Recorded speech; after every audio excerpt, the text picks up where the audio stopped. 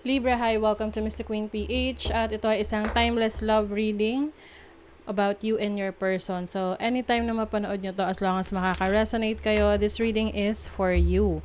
This is a general reading, so just take what resonates, watch your Sun, Moon, Rising, Venus for other messages. And thank you sa lahat ng mga sumusuporta dito sa ating channel.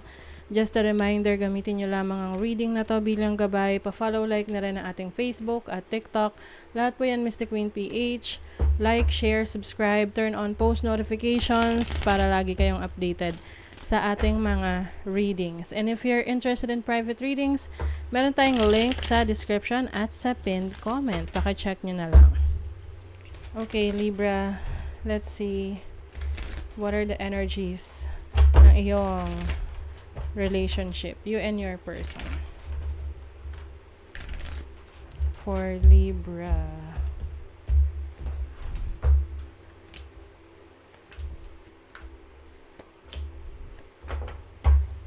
Okay, some of you may be dealing with a fire sign, Aries, Leo, Sagittarius.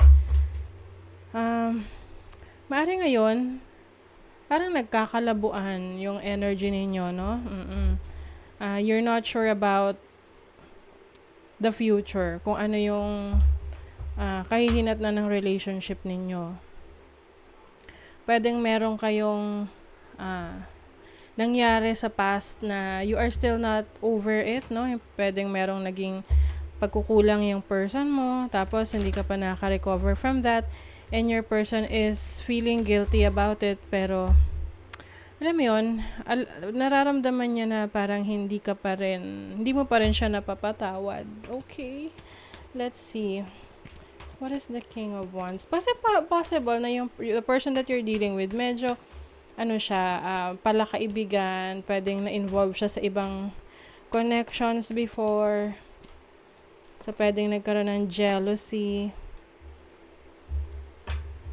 Knight of Pentacles. Yeah, pwedeng merong selos related sa isa pang tao. You have the Tower. Pwedeng kaibigan nyo, kakilala nyo tong person na to, na na-involve siya doon. Can be an Earth sign, Taurus, Virgo, Capricorn. And eventually, pwedeng naging reason is they became so close, no? Tapos naging issue yan sa inyo. Let's see, Five of Cups. Regretful naman, pinagsisisihan naman ng person mo itong nangyari sa inyo. Gusto niyang mag-move on, gusto na lang niyang kalimutan kung ano yung mga pinagdaanan yung challenges together. Pero para kasing every time na mag-aaway kayo, binibring up mo yung naging problema. So you have a lot of expectations sa person mo. Gusto mo na gawin niya yung mga bagay na gusto mo, pero kapag naman may nagiging pagkakamali siya, pwedeng ibinabalik mo sa kanya yung mga naging pagkakamali niya in the past, na parang cycle na paulit-ulit lang sa inyo, na nagiging problema na hindi naman ninyo nasusolusyonan.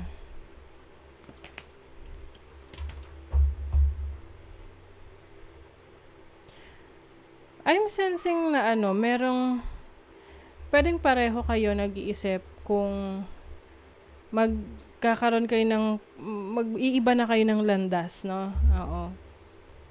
Kasi pwedeng hindi na kayo sure sa relationship na to, sa connection na to. And parang may naghihintay sa inyo, like sa kanya may naghihintay sa kanya na iba, sa'yo rin may naghihintay na iba. Ano to? Let's see, what is the Eight of Pentacles? Near future. The Magician, okay. I think in the near future, you will try to work things out. Susubukan yung ayusin yung inyong relasyon. Maaring magkakaroon kayo ng compromise agreement na tipong, okay, ito yung pagkukulang ko, kailangan maibigay ko yan sa'yo, same with you. Meron kang pagkukulang, kailangan maibigay mo yon. So parang maaring isi-save nyo tong relationship na to. Yeah, maraming options available sa inyo. Kailangan nyo mag-decide. O, may separation talaga. Some of you, you will try to end this relationship. Yung parang ano siya, nasa bingit ng paghihiwalay, ganyan. But I think, kapag kayo'y naghiwalay, dun nyo marirealize na kailangan nyo pala yung bawat isa.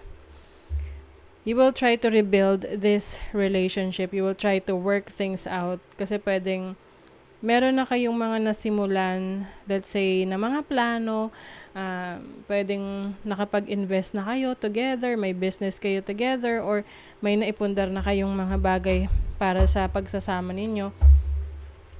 So, pwedeng may panghihinayang sa ganong part.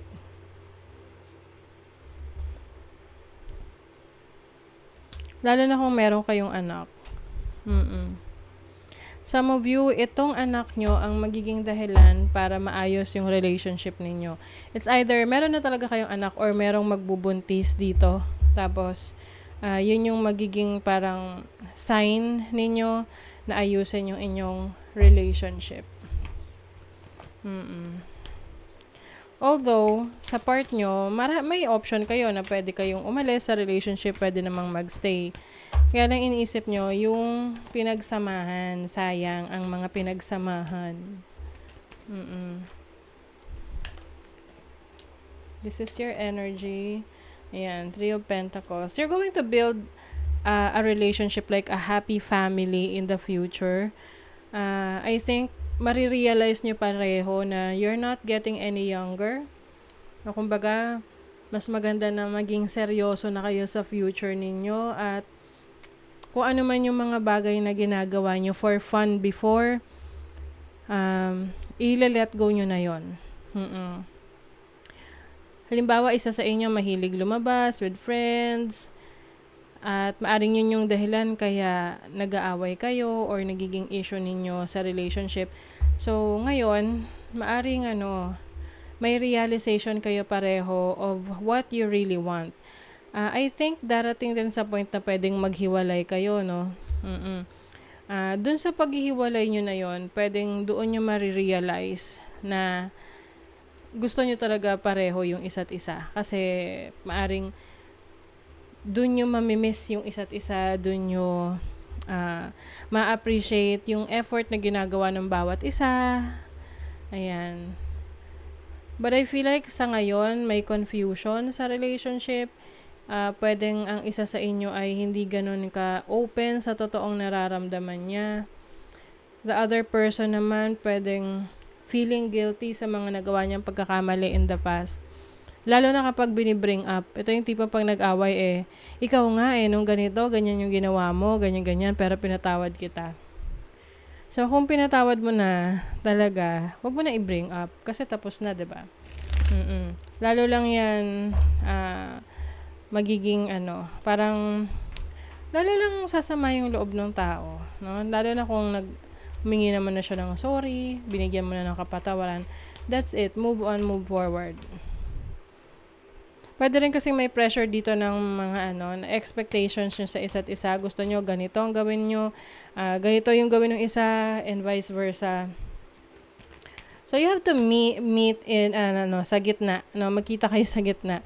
Ayun nga, compromise agreement para may makahinatnan itong relationship ninyo. I think naman you are both serious in your relationship. Maari lang merong mga taong nangingialam, no, in your situation, lalo na kung nakikita nila na nagsastruggle kayo, nag-aaway kayo. So, syempre, meron dyan mga ayaw makita na maging successful kayo together. Pwedeng sa side mo or sa side niya. Kasi pag may mga times na pag nakikita ka nila na masaya kayo and yung buhay nila hindi ganon. So, sometimes they feel like, kailangan maging kagaya rin nila tayo na miserable yung relationship. So, pwedeng ganon. May mga nangingialam na ninira sa relationship, mga nagsusulsol. Oo. So, syempre, kung gusto mo na magtagal yung relationship nyo or ma-save yung relationship, mag-focus kayo doon sa plano nyo together at Kung kaya mo siyang patawarin sa nagawa niya in the past, patawarin mo. Pero kung hindi, edi i-let go mo, mag-move on ka. But if there are a lot of responsibilities na involved, I suggest na i-keep mo tong relationship na to. Kasi I think willing naman itong person mo na ayusin yung buhay ninyo pareho. Kailangan lang talaga meron kayong commitment sa isa't isa at naniniwala kayo na kaya nyo pang ayusin. Okay? So that is your reading, Libra. Thank you so much. Bye!